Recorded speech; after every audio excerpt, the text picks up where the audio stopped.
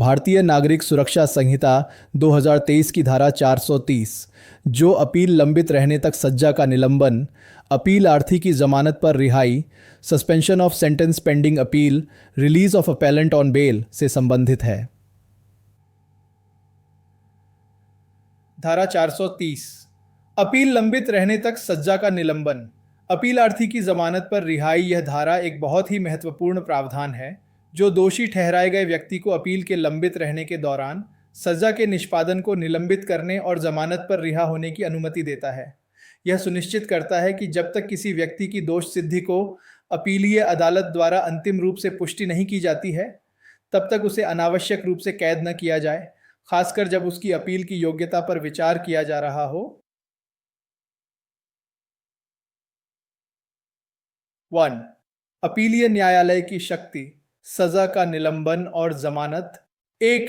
दोषी ठहराए गए व्यक्ति द्वारा किसी भी अपील के लंबित रहने तक अपीलीय न्यायालय कारणों को लिखित में दर्ज करते हुए यह आदेश दे सकता है कि अपील की गई सजा या आदेश का निष्पादन निलंबित कर दिया जाए, और यदि वह कन्फाइनमेंट में है तो उसे जमानत पर या अपने मुचलके पर या जमानत बंध पत्र पर रिहा कर दिया जाए। सरल शब्दों में, जब किसी दोषी व्यक्ति ने अपील दायर की है और उसकी अपील पर फैसला आना बाकी है, तो अपीलीय न्यायालय जिस कोर्ट में अपील की गई है, ओ कारणों को लिखकर यह आदेश दे सकता है कि उसे दी गई सजा को अभी लागू न किया जाए, निलंबित कर दिया जाए। और अगर वह व्यक्ति जेल में है तो उसे जमानत पर रिहा कर दिया जाए, या तो जमानतदार के साथ या अपने खुद के मुचलके पर या जमानत बंध पत्र पर। यह परंतु अपीलीय न्यायालय मृत्युदंड या आजीवन कारावास या 10 वर्ष से कम नहीं की अवधि के लिए कारावास से दंडनीय अपराध के लिए दोषी ठहराए गए व्यक्ति को अपने मुचलके पर या जमानत बंध पत्र पर रिहा करने से पहले लोक अभियोजक को ऐसी रिहाई के विरुद्ध लिखित में कारण बताने का अवसर देगा। सरल शब्दों में, पहला अपवाद, अगर दोषी व्यक्ति को मृत्युदंड, आजीवन कारावास या 10 साल या उससे ज्यादा की जेल की सजा मिली है, तो अपीलीय न्यायालय उसे जमानत पर रिहा करने से पहले, चाहे उसके खुद के मुचलके पर या जमानतदार के साथ, सरकारी वकील, पब्लिक प्रोसिक्यूटर को लिखित में यह बताने का मौका देगा कि उसे जमानत क्यों नहीं दी जानी चाहिए। महत्व, यह गंभीर अपराधों में राज्य के हितों और लोक सुरक्षा को ध्यान में रखते हुए एक सुरक्षा कवच है, परंतु यह भी कि जिन मामलों में दोषी व्यक्ति को जमानत पर रिहा किया जाता है, वहां लोक अभियोजक को जमानत रद्द करने के लिए आवेदन दायर करने का अधिकार होगा। सरल शब्दों में, दूसरा अपवाद, अगर किसी दोषी को जमानत पर रिहा कर दिया जाता है तो सरकारी वकील के पास यह अधिकार रहेगा कि वह बाद में कोर्ट में जमानत रद्द करने के लिए आवेदन कर सके। उदाहरण के लिए, अगर दोषी जमानत की शर्तों का उल्लंघन करता है। 2. हाई कोर्ट की शक्ति। 2. इस धारा द्वारा अपीलीय न्यायालय को प्रदत्त शक्ति उच्च न्यायालय द्वारा भी प्रयोग की जा सकती है यदि कोई दोषी व्यक्ति उसके अधीनस्थ किसी न्यायालय में अपील करता है। सरल शब्दों में, अपीलीय न्यायालय को जो शक्तियां उपधारा 1 में दी गई हैं, सजा निलंबित करने और जमानत देने की, वे शक्तियां हाई कोर्ट भी प्रयोग कर सकता है, भले ही अपील हाई कोर्ट में न हुई हो, बल्कि हाई कोर्ट के अधीनस्थ किसी निचले न्यायालय में हुई हो। महत्व, यह हाई कोर्ट को उन मामलों में भी हस्तक्षेप करने की अनुमति देता है जहां अपील निचली अपीलीय अदालत में है, जिससे व्यापक न्यायिक पर्यवेक्षण सुनिश्चित होता है। 3. निचली अदालत की जमानत देने की शक्ति, अपील के लिए समय देने हेतु। 3. जहां दोषी व्यक्ति उस न्यायालय को संतुष्ट कर देता है जिसके द्वारा उसे दोषी ठहराया गया है कि वह अपील प्रस्तुत करने का इरादा रखता है, तो न्यायालय आई जहां ऐसा व्यक्ति जमानत पर होने के बावजूद 3 वर्ष से अधिक की अवधि के लिए कारावास से दंडित किया गया है, या आई जहां जिस अपराध के लिए ऐसे व्यक्ति को दोषी ठहराया गया है वह जमानती अपराध बेलेबल ऑफेंस है और वह जमानत पर है, आदेश देगा कि दोषी व्यक्ति को जमानत पर रिहा कर दिया जाए, जब तक कि जमानत से इनकार करने के लिए विशेष कारण न हो, ऐसी अवधि के लिए जो अपील प्रस्तुत करने और उपधारा के अधीन अपीलीय न्यायालय के आदेश प्राप्त करने के लिए पर्याप्त समय प्रदान करे, और कारावास की सजा जब तक वह इस प्रकार जमानत पर रिहा रहता है निलंबित मानी जाएगी। सरल शब्दों में, वो अगर किसी व्यक्ति को दोषी ठहराया गया है और वह उसी कोर्ट को बताता है जिसने उसे दोषी ठहराया है कि वह अपील करना चाहता है, तो वह कोर्ट उसे जमानत पर रिहा करने का आदेश देगा यदि एक, वह व्यक्ति पहले से जमानत पर था और उसे 3 साल से ज्यादा की जेल की सजा नहीं मिली है। 2, या जिस अपराध के लिए उसे दोषी ठहराया गया है वह जमानती अपराध बेलेबल ऑफेंस है और वह पहले से जमानत पर है। यह जमानत अनिवार्य होगी जब तक कि जमानत से इनकार करने के लिए कोई विशेष कारण न हो। यह जमानत उतनी अवधि के लिए होगी जो उसे अपील दायर करने और अपीलीय न्यायालय से उपधारा 8 के तहत आदेश प्राप्त करने के लिए पर्याप्त समय दे सके। जब तक वह इस जमानत पर रिहा रहता है उसकी जेल की सजा निलंबित मानी जाएगी। महत्व, यह प्रावधान उन व्यक्तियों के लिए है जिन्हें अपेक्षाकृत कम सजा मिली है या जो जमानती अपराधों के लिए दोषी ठहराए गए हैं, ताकि उन्हें तुरंत जेल न जाना पड़े और उन्हें अपील दायर करने का उचित समय मिल सके। यह अपील के अधिकार का एक महत्वपूर्ण पूरक है। 4, सजा की गणना से समय का अपवर्जन। 4, जब अपीलार्थी को अंततः एक अवधि के लिए कारावास या आजीवन कारावास की सजा सुनाई जाती है, तो जिस समय के दौरान वह इस प्रकार रिहा रहा उसे उस अवधि की गणना में शामिल नहीं किया जाएगा जिसके लिए उसे सजा सुनाई गई है। सरल शब्दों में, अगर अपीलार्थी को अपील के बाद, चाहे अपीलीय कोर्ट ने सजा की पुष्टि की हो या थोड़ी कम की हो, जेल की सजा मिलती है, चाहे एक निश्चित अवधि की या आजीवन, तो जितना समय वह जमानत पर बाहर रहा है उस समय को उसकी कुल सजा की अवधि में गिना नहीं जाएगा। उदाहरण, यदि किसी को 5 साल की जेल हुई और वह अपील लंबित रहने के दौरान 1 साल तक जमानत पर रहा और उसकी अपील खारिज हो गई, तो उसे अब शेष 5 साल पूरे करने होंगे, वह 1 साल कम नहीं होगा। महत्व, यह सुनिश्चित करता है कि जमानत पर रिहाई का लाभ अपील की प्रक्रिया के दौरान केवल अंतरिम राहत के रूप में हो और इससे अपराधी को अपनी पूरी सजा भुगतने से छूट न मिले। इस धारा का समग्र महत्व। धारा 430 एक लचीला और न्यायपूर्ण तंत्र प्रदान करती है जिसके तहत दोषी व्यक्ति अपील के लंबित रहने के दौरान सजा के निष्पादन से राहत पा सकता है। यह न्यायिक प्रणाली को अभियुक्त के व्यक्तिगत अधिकारों और न्याय के बड़े हित के बीच संतुलन बनाए रखने में मदद करती है, जबकि यह भी सुनिश्चित करती है कि गंभीर अपराधों में लोक अभियोजक को अपनी बात रखने का अवसर मिले और सजा की गणना में कोई अनुचित छूट न हो। भारतीय नागरिक सुरक्षा संहिता 2023 की धारा 421 जो दोष मुक्ति से अपील में अभियुक्त की गिरफ्तारी, arrest of accused in appeal from acquittal से संबंधित है। धारा 431 दोष मुक्ति से अपील में अभियुक्त की गिरफ्तारी। यह धारा एक विशिष्ट स्थिति से संबंधित है जहां एक अभियुक्त को निचली अदालत द्वारा बरी कर दिया गया था, लेकिन उस दोष मुक्ति के आदेश के खिलाफ अपील दायर की गई है। ऐसे मामलों में यह धारा अपीलीय न्यायालय, विशेष रूप से हाई कोर्ट को यह शक्ति देती है कि वह उस बरी किए गए अभियुक्त को फिर से गिरफ्तार करवाकर उसे हिरासत में ले या जमानत पर रिहा करे जब तक अपील का निपटारा नहीं हो जाता।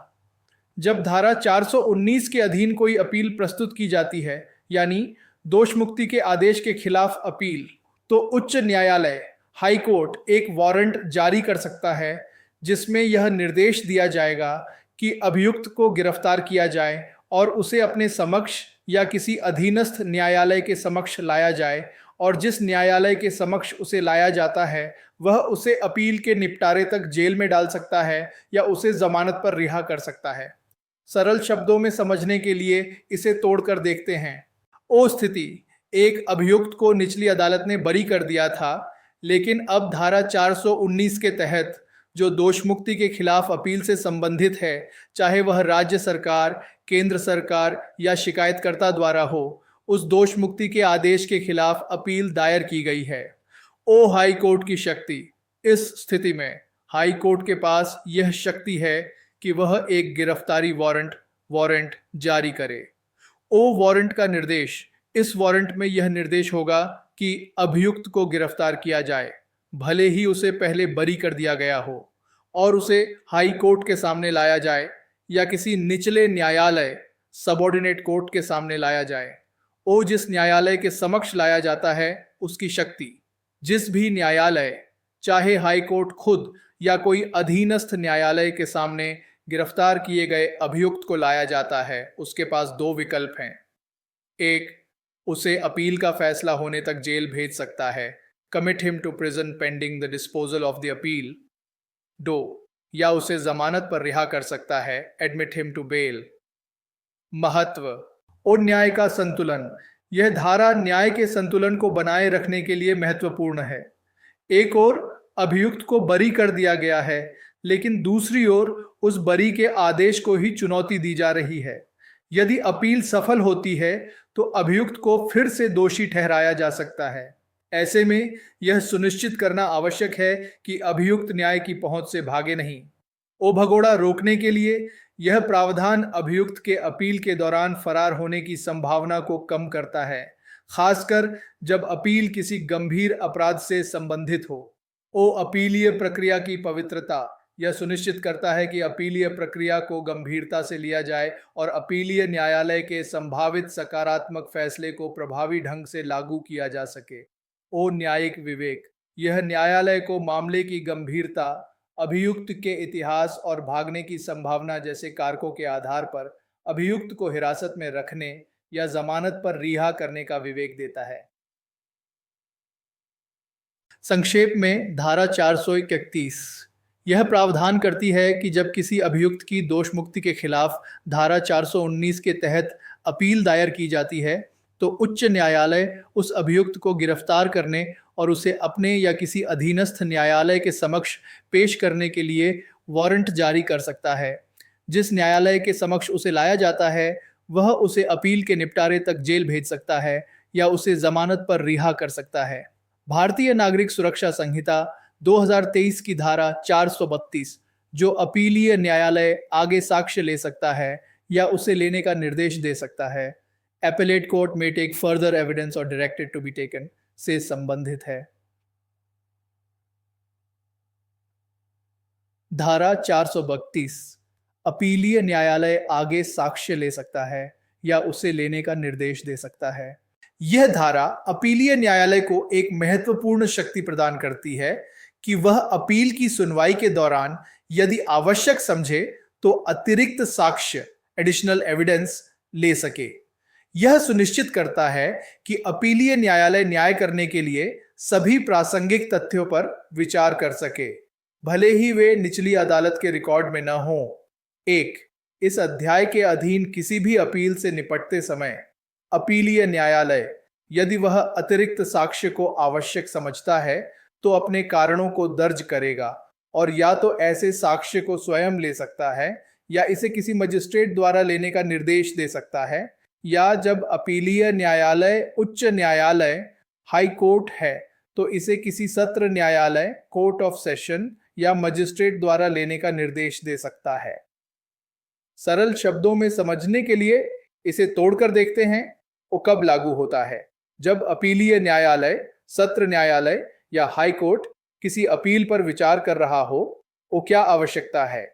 यदि अपीलीय न्यायालय को लगता है कि अपील का उचित निर्णय करने के लिए कुछ अतिरिक्त साक्ष्य एडिशनल एविडेंस की जरूरत है। वो अनिवार्य शर्त कोर्ट को ऐसा करने के कारणों को लिखित में दर्ज करना होगा। यह मनमानी पर रोक लगाता है और पारदर्शिता सुनिश्चित करता है। ओ साक्ष्य लेने के तरीके। 1. अपीलीय न्यायालय स्वयं इटसेल्फ उस अतिरिक्त साक्ष्य को ले सकता है।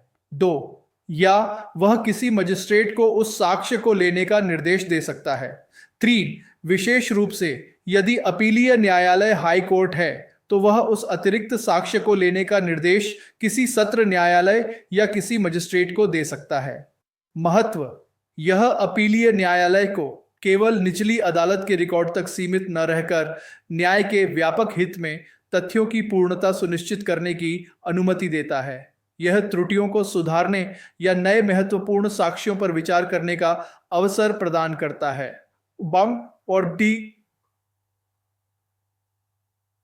2, जब अतिरिक्त साक्ष्य सत्र न्यायालय या मजिस्ट्रेट द्वारा लिया जाता है तो वह ऐसे साक्ष्य को अपीलीय न्यायालय को प्रमाणित करेगा और ऐसा न्यायालय तत्पश्चात अपील का निपटारा करेगा। सरल शब्दों में, यदि अपीलीय न्यायालय ने अतिरिक्त साक्ष्य लेने का कार्य किसी सत्र न्यायालय या मजिस्ट्रेट को सौंपा था, तो वह सत्र न्यायालय या मजिस्ट्रेट साक्ष्य लेने के बाद उस साक्ष्य को अपीलीय न्यायालय को प्रमाणित सर्टिफाई करके भेजेगा, यानी आधिकारिक रूप से भेजकर पुष्टि करेगा। उसके बाद अपीलीय न्यायालय उस अतिरिक्त साक्ष्य को ध्यान में रखते हुए अपील का फैसला करेगा।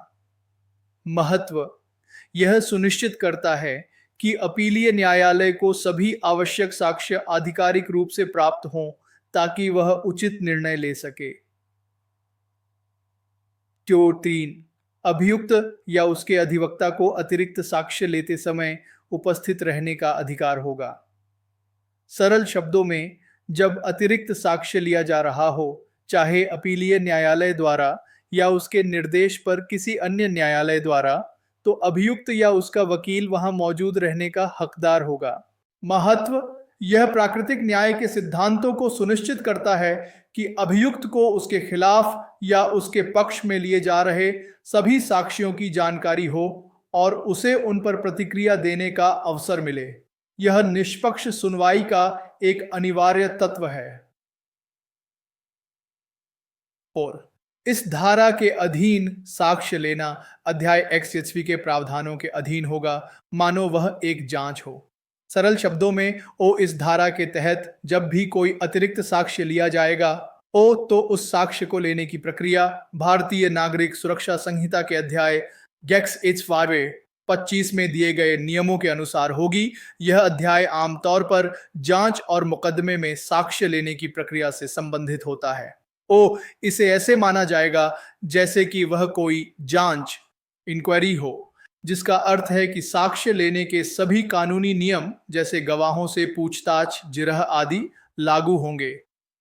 महत्व, यह सुनिश्चित करता है कि अपीलीय स्तर पर लिया गया अतिरिक्त साक्ष्य भी कानूनी रूप से मान्य और स्वीकार्य हो और साक्ष्य लेने की प्रक्रिया में निष्पक्षता और सटीकता बनी रहे। इस धारा का समग्र महत्व, धारा 432 अपीलीय न्यायालय को न्याय के व्यापक हित में नए साक्ष्य पर विचार करने की शक्ति देती है, जिससे निचली अदालत के रिकॉर्ड में संभावित कमियों को दूर किया जा सके। यह सुनिश्चित करती है कि साक्ष्य लेने की प्रक्रिया निष्पक्ष और कानून के अनुसार हो, अभियुक्त के अधिकारों का सम्मान करते हुए और न्यायिक निर्णय की गुणवत्ता को बढ़ाते हुए। भारतीय नागरिक सुरक्षा संहिता 2023 की धारा 433, जो जब अपीलीय न्यायालय के न्यायाधीश समान रूप से विभाजित हों तो प्रक्रिया प्रोसीजर वेयर जजेस of court of appeal or equally divided से संबंधित है। धारा 433, जब अपीलीय न्यायालय के न्यायाधीश समान रूप से विभाजित हों तो प्रक्रिया। यह धारा एक महत्वपूर्ण प्रक्रियात्मक नियम बताती है जब उच्च न्यायालय हाईकोर्ट में न्यायाधीशों की एक पीठ बेंच किसी अपील की सुनवाई कर रही हो और वे किसी निर्णय पर समान रूप से विभाजित हों। यह ऐसी स्थिति में न्यायिक गतिरोध को तोड़ने और एक अंतिम निर्णय तक पहुंचने का तरीका बताती है। जब इस अध्याय के अधीन कोई अपील उच्च न्यायालय द्वारा न्यायाधीशों की एक पीठ के समक्ष सुनी जाती है और उनकी राय विभाजित होती है, they are divided in opinion, तो अपील उनकी राय सहित उस न्यायालय के किसी अन्य न्यायाधीश के समक्ष रखी जाएगी और वह न्यायाधीश जैसी भी सुनवाई वह उचित समझे करने के बाद अपनी राय देगा और निर्णय या आदेश उसी राय का अनुसरण करेगा। सरल शब्दों में समझने के लिए, कब लागू होता है? जब हाई कोर्ट में न्यायाधीशों की एक बेंच, आमतौर पर 2 न्यायाधीशों की जैसे एक की राय, किसी आपराधिक अपील की सुनवाई कर रही हो। क्या होता है यदि उन न्यायाधीशों के बीच राय बराबर बराबर बंट जाती है, जैसे एक न्यायाधीश अपील स्वीकार करना चाहता है और दूसरा उसे खारिज करना चाहता है, ओ परिणाम, ऐसी स्थिति में अपील को उन विभाजित न्यायाधीशों की राय सहित उसी हाई कोर्ट के किसी तीसरे न्यायाधीश के सामने रखा जाएगा। ओ तीसरे न्यायाधीश की भूमिका, वह तीसरा न्यायाधीश जैसी भी सुनवाई, जितनी भी वह उचित समझे, करने के बाद अपनी राय देगा। ओ अंतिम निर्णय, और अंतिम निर्णय या आदेश उसी तीसरे न्यायाधीश की राय के अनुसार होगा। उदाहरण के लिए, यदि पहले दो न्यायाधीश एक एक से विभाजित थे और तीसरे न्यायाधीश ने पहले न्यायाधीश की राय का समर्थन किया, तो 2-1 के बहुमत से पहले न्यायाधीश की राय को अंतिम निर्णय माना जाएगा।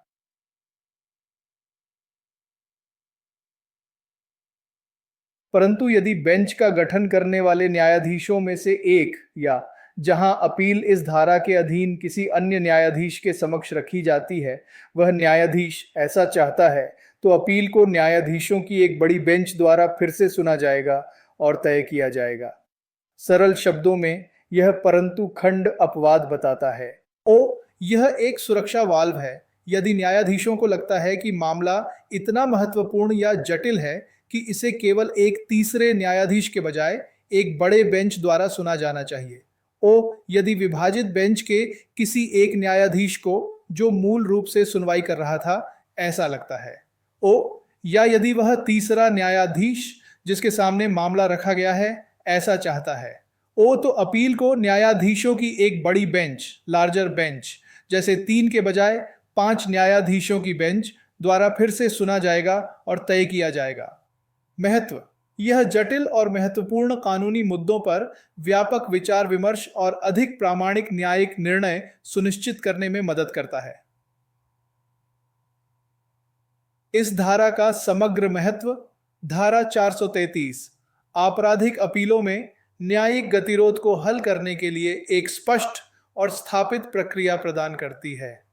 यह सुनिश्चित करती है कि न्यायिक निश्चितता, न्यायाधीशों के बीच मतभेद होने पर भी एक बाध्यकारी अंतिम निर्णय तक पहुंचा जा सके, जिससे मुकदमों की अनिश्चितता समाप्त हो।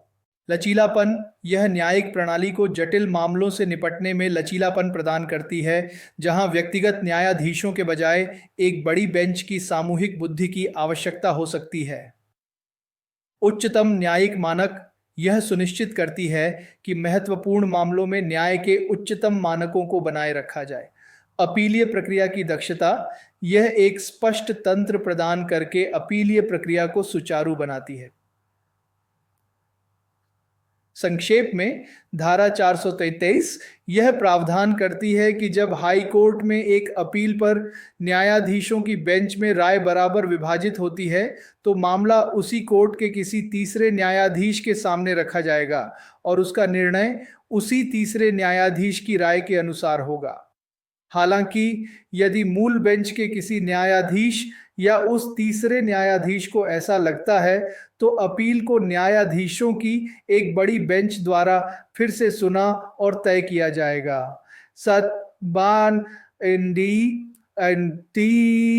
भारतीय नागरिक सुरक्षा संहिता 2023 की धारा 444, जो अपील पर निर्णयों और आदेशों की अंतिम प्रकृति, finality of judgments and orders on appeal, से संबंधित है।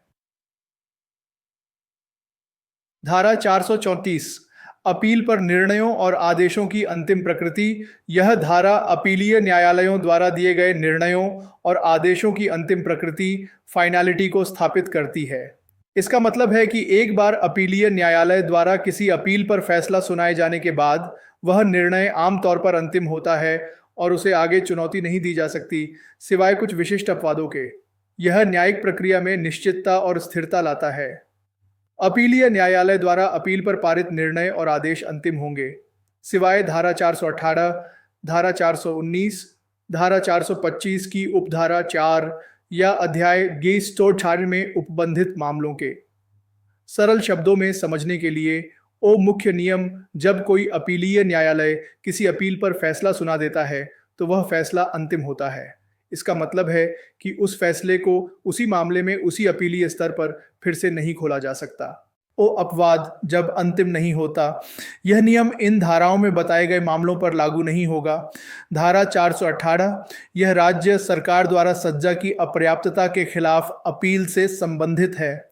यदि इस धारा के तहत कोई अपील हुई है तो संभवतः इसका परिणाम अन्य संबंधित अपीलों पर प्रभाव डाल सकता है या यह पूरी तरह से अंतिम नहीं मानी जाएगी, खासकर यदि अन्य अपीलें लंबित हों। धारा 419, यह दोष मुक्ति के खिलाफ अपील से संबंधित है। दोष मुक्ति के खिलाफ अपीलें अक्सर एक दोष सिद्धि के साथ जुड़ी हो सकती हैं और इसलिए एक का निर्णय दूसरे को प्रभावित कर सकता है, जिससे किसी एक निर्णय को पूरी तरह से अंतिम न माना जाए। धारा 425 की उपधारा 4, यह उस स्थिति से संबंधित है जहां जेल से आई एक अपील संक्षेप में खारिज कर दी गई थी, लेकिन उसी मामले में एक और विधिवत दायर की गई अपील शायद बेहतर तरीके से बाद में पाई जाती है। ऐसी स्थिति में पहली संक्षिप्त खारिज की गई अपील का निर्णय अंतिम नहीं होगा और दूसरी अपील पर विचार किया जा सकता है। अध्याय 832, यह अध्याय आमतौर पर पुनरीक्षण रिवीजन से संबंधित होता है। पुनरीक्षण एक अलग प्रकार की न्यायिक समीक्षा है जो अपील से भिन्न होती है और इसमें न्यायालय के पास व्यापक शक्तियां होती हैं। इसलिए अपील में पारित निर्णय पुनरीक्षण की शक्ति पर पूर्ण रूप से प्रतिबंध नहीं लगा सकते। महत्व, यह न्यायिक निर्णयों को अंतिम रूप देता है जिससे मामलों का निपटारा हो सके और पार्टियों को बार बार मुकदमेबाजी में शामिल होने से रोका जा सके। यह रेस जुडिकाटा के सिद्धांत का समर्थन करता है, जो बताता है कि एक बार एक सक्षम न्यायालय द्वारा निर्णय लिए जाने के बाद उसी मुद्दे को फिर से नहीं उठाया जा सकता। परंतु दोष सिद्धि के विरुद्ध अपील के अंतिम निपटारे के बावजूद अपीलीय न्यायालय उसी मामले से उत्पन्न होने वाली धारा 419 के अधीन दोष मुक्ति के विरुद्ध अपील या धारा 418 के अधीन सज्जा की वृद्धि के लिए अपील को गुणदोष के आधार पर सुन सकता है और उसका निपटारा कर सकता है। सरल शब्दों में यह परंतु खंड एक महत्वपूर्ण अपवाद बताता है।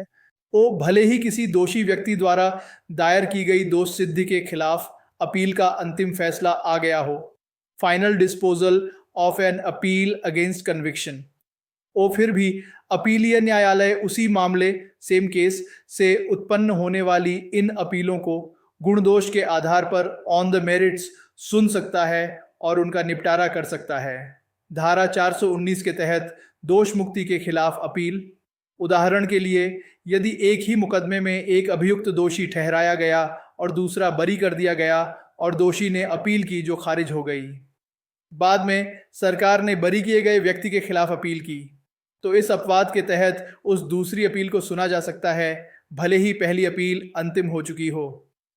धारा 418 के तहत सजा बढ़ाने के लिए अपील, उदाहरण के लिए यदि दोषी ने अपनी सजा के खिलाफ अपील की जो खारिज हो गई, बाद में सरकार ने उसी दोषी की सजा कम होने के आधार पर बढ़ाने के लिए अपील की, तो इस अपवाद के तहत सरकार की अपील को सुना जा सकता है। महत्व, यह प्रावधान न्यायिक प्रणाली को लचीलापन प्रदान करता है। एक ही आपराधिक मामले में विभिन्न पहलुओं को अलग अलग अपीलों में चुनौती दी जा सकती है।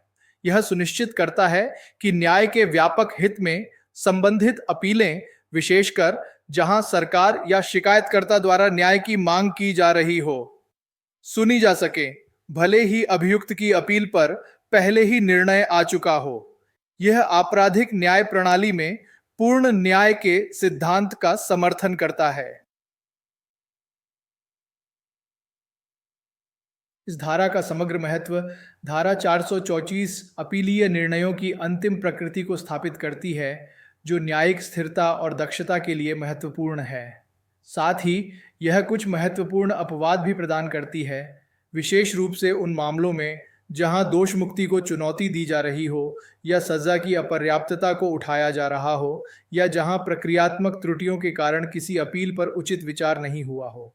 यह सुनिश्चित करती है कि न्याय के व्यापक हित में न्यायालयों के पास मामले के सभी प्रासंगिक पहलुओं पर विचार करने और त्रुटियों को सुधारने का पर्याप्त अवसर हो।